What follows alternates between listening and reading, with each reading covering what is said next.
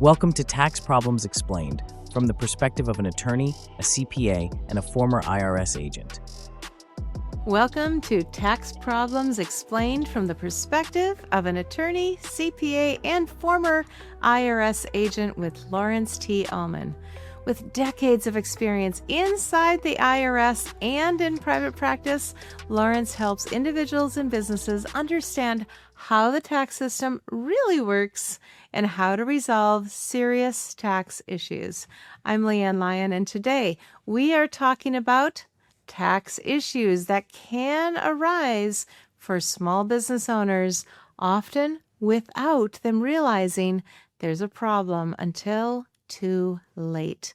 Hello, Lawrence. Great to see you. Hello, Ann. Lawrence, can you explain how do small business tax issues usually begin? Well, normally when someone's running a business, unlike an employee who's just going to a job and getting a W-2 and wages, someone running a business has a lot of things they're doing. They're trying to have a good bookkeeping system that tracks all of their activities. They're trying to make sure that they comply with payroll tax responsibilities for their employees. They're trying to make sure that they take care of estimated tax payments because unlike an employee that has withholding coming out of his or her salary, normally a business is making estimated tax payments 4 times a year.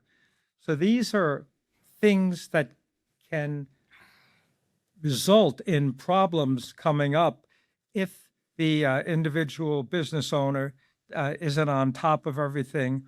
Or another problem is if the business owner basically lets someone else take care of some of these activities and that someone else isn't competent to do so.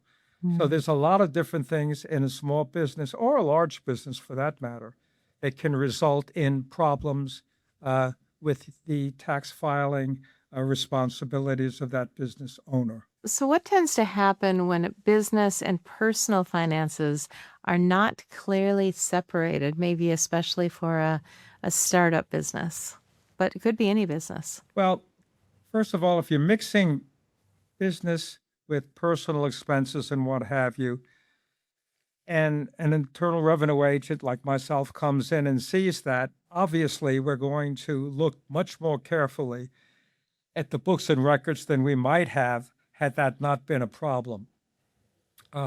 So that's one thing, one reason you certainly don't want to mix business with pleasure. Secondly, if you are, let's say, for example, a corporation, normally the corporation is only going to pay corporate deductions. If the corporation pays personal expenses of a taxpayer, 2 things will happen. First of all, the corporation will lose that deduction because it's not the corporation's deduction. But what's even more concerning is that since the taxpayer may very well be a shareholder of the corporation, the Internal Revenue Service will determine that this payment was basically like a distribution from the corporation over to the taxpayer who then used the money to pay the expense. Now, that didn't happen, but constructively, that is what took place. And there's a provision that provides for constructive dividends.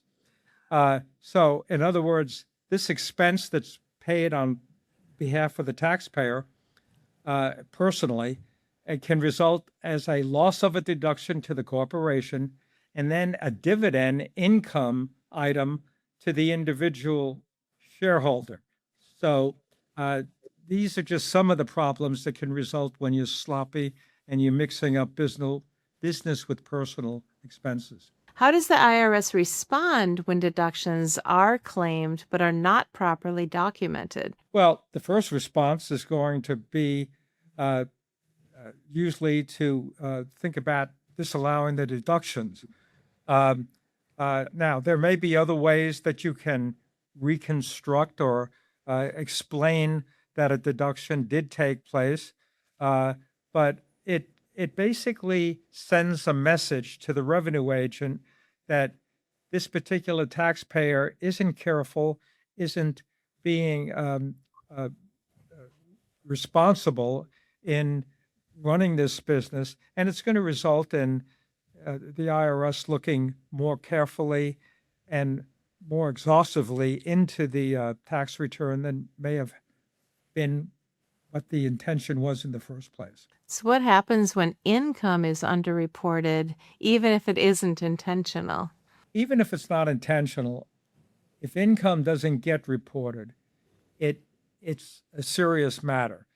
Because even though it's not intentional, it may be because of sloppy books and records. It may be because of sloppy behavior by the taxpayer. It may be because there's cash involved. There could be many, many reasons why income is understated, but if it is, it's serious.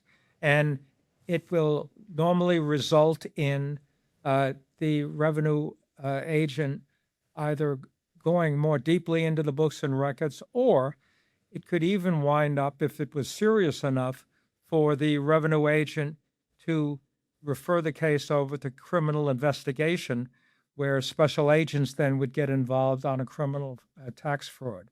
So you want to be very, very careful and make sure that all income, including cash, is reported, because normally during the auditing process, there's ways the revenue agent, through a bank deposit analysis, cost of living analysis, can tell what's going on.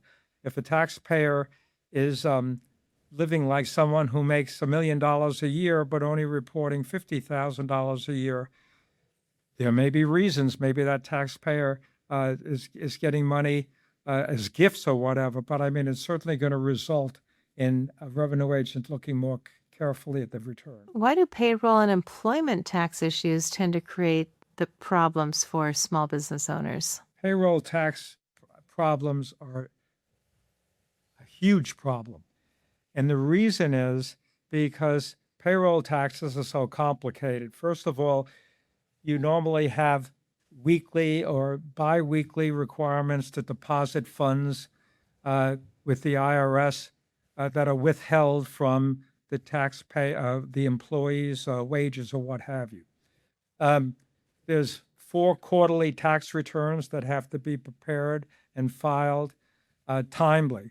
There's a 940 tax return at the end of the year that has to be applied and filed for future tax.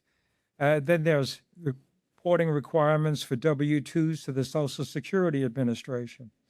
The reason this becomes even more of a problem, though, is if these payments are not made timely, there are penalties. Failure to file, failure to pay, that can get up into the 50% range. And then what's even worse is these are trust funds that the taxpayer or business owner is holding. It's not their money. It's money they withheld on behalf of the taxpayer to pay over to the government.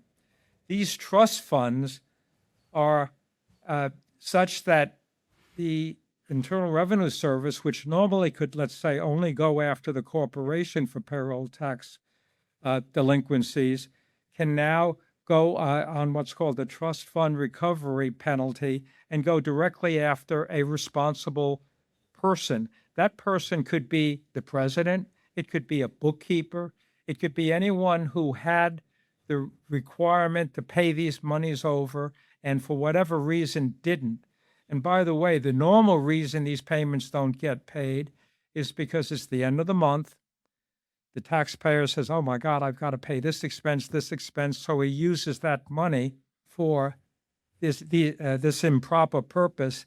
And then one thing leads to another, and pretty soon the taxpayer is in very bad situation.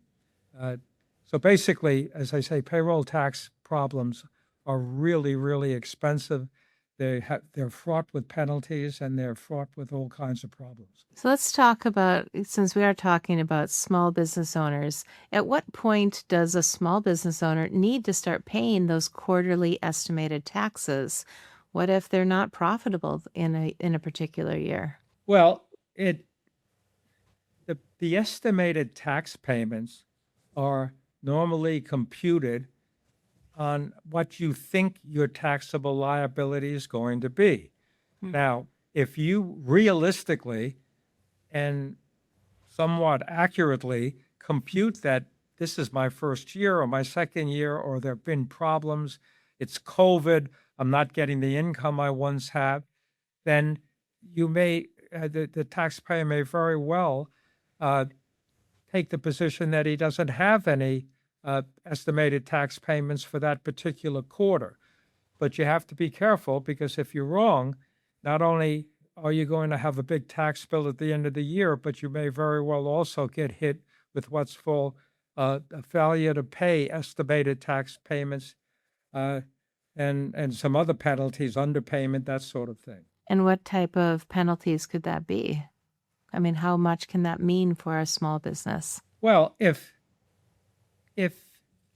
we started this situation with failure to pay, failure to file. If a taxpayer, let's say, gets way behind and says, "Oh my God, I've got to get caught up somehow, and I'll file a return when I get caught up," which, by the way, normally doesn't happen. Um, you can have 25% penalties for failure to file, 25% for failure to pay. You can have accuracy-related or negligence penalties at 20%. I deal with cases sometimes where penalties are 2, 3 times what the tax is, especially if they're older. And then, of course, all these penalties have interest built in if they go back a certain amount of time. Right? We hadn't even talked about the interest part of this yet. So that's another form of penalty. So, can you walk us through a general example of a small business owner who thought things were being handled correctly, maybe a real estate agent, but then later ran into tax problems? Well, let's say you're a real estate agent. You have responsibilities for your sub-agents that work for you. And you obviously not only have professional reporting requirements as a real estate agent, but for tax purposes, you've got to make sure that the income and the expenses are being properly recorded and filed with the tax return. And if this doesn't happen, it starts a spiral. And what happens is you get behind on one thing, and then you get behind on another, and then a third thing happens, and now you're afraid to even file a tax return. One thing leads to another. It just becomes a real problem. Absolutely. So, what patterns do you tend to see when smaller tax issues turn into a more serious issue? The first is failure to really reply or to notices, things of that nature. In other words, turning your head and pretending the problem doesn't exist. As we said earlier in this discussion, there are some taxpayers that think if I don't do anything, it'll go away. It doesn't go away. Sometimes it may take a year or so for the IRS to really get involved, especially in today's world where the IRS is overworked and underfunded. But it doesn't matter. Sooner or later, they will get caught up. And when they do, the problems will be a lot worse, because they're going to take the position that we sent you notices, we asked you to try to respond to this, and you just basically blew us off. And you're not going to get a whole lot of sympathy in a situation like that.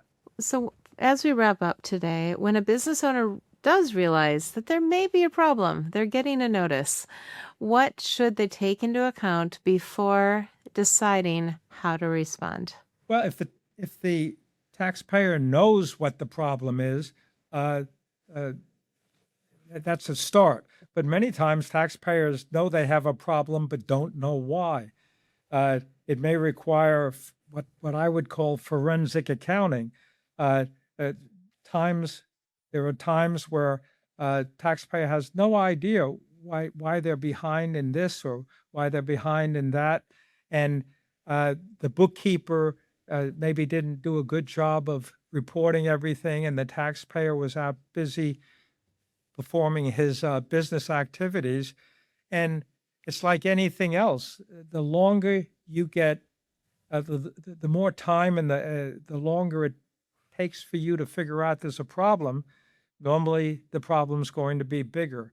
So it normally pays to get a professional in, whether it be an accountant to forensically go through the books and records and see what's going on, someone who is knowledgeable in payroll tax responsibilities and filings to go through and see if everything was filed. It really pays because, again, these penalties can get so huge that the money you save by not getting someone who knows what they're doing involved is very short-sighted. Well, that is it for today's episode of Tax Problems Explained from the perspective of an attorney, a CPA, and a former IRS agent all in one. If you are a business owner and have questions about your tax situation, you can visit LawrenceTUllmann.com. Thanks for listening, and be sure to like, subscribe, and leave a review if you found this episode helpful. Thank you, Lawrence. Thank you, LeAnn. Again, have a great day. You too. Thanks for watching. Be sure to hit that like and subscribe button and leave us a review in the comments.